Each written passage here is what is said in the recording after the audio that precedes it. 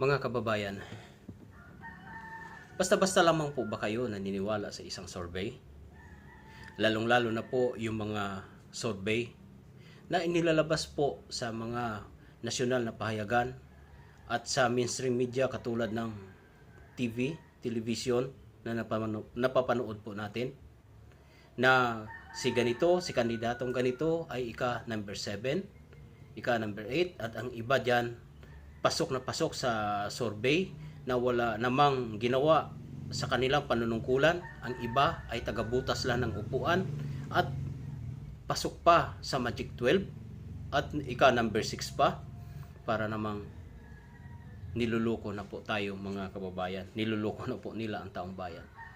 Sa totoo lang po, dalawa ang klase ng survey. Isang surveying binabayaran o kasinungalingan at isang surveying totoo. Sa mga kapatid po nating mga vlogger na kung saan-saan po pupuntang ng mga bayan at munisipalidad na nagkakandak po sila ng mga kalye survey. Yun po ang kapanipaniwala. Sapagkat makikita po natin na live po na sumasagot po ang mga respondent kung kaninong team sila, sinong ibubuto nila, at kung ang hindi nila ibinubuto. Dahil ginuguhitan po ng kapatid po nating mga vlogger kung saan sila ay nag-field sa kanilang kalye survey. Ito po ay walang pabor-pabor. Ito po ay base lamang po sa data na kanilang nakukuha sa kanilang paligid.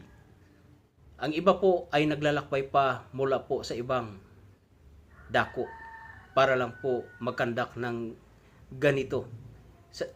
Sa katunayan, sa Visayas at Mindanao, nangunguna po ang PDP. Pero pagdating po sa national, sa mga national TV, sa mga mainstream media, ay nangunguna po ang mga team ng admin. Sino po ang kapanipaniwala? Yung mainstream media at yung mainstream media na pinapasahan lang ng isang firm na ganito. Inilalabas kaagad ang porsyento ng mga respondent, ang porsyento ng mga kandidato na nangunguna sa kanilang survey. Pero taliwas po dito sa Visayas at Mindanao na hindi sila nangangamoy. Sa totoo lang po, yung mga kapatid po natin, mga vlogger, lalo na po yung Artslight at marami pang iba na talagang nagpapagod para po sa survey ng mga kandidato ngayon. At sa totoo naman, na dito sa Visayas at Mindanao, nangunguna ang Team Duterte. Kaya, kung pagbabasihan po natin sa numero na ibinabato po ng mainstream media sa atin, parang hindi na po ako naniniwala. Parang lumang tugtugi na po. Biro mo yung tagabutas ng upuan, pasok na pasok, number 8, number 9, samantalang walang nagawa. Hindi po katulad ng iba na maraming nagawa, andun po behind. Behind na behind. Katulad po ni Senadora Amy Marcos na ika number 15 ata. Number 15, 13 to 15. Hindi po katulad nung isa na action star na kung dumukot o bumunot may mga pakasakasapas talampakan.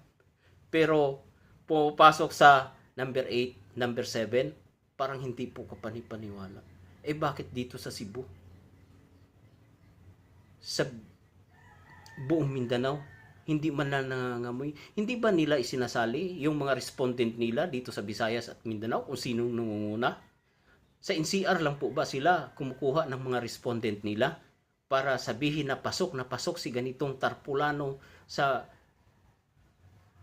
survey na ipinapasa nila sa mainstream media, sa mga television na ibinibalita parang hindi na po kapanipaniwala.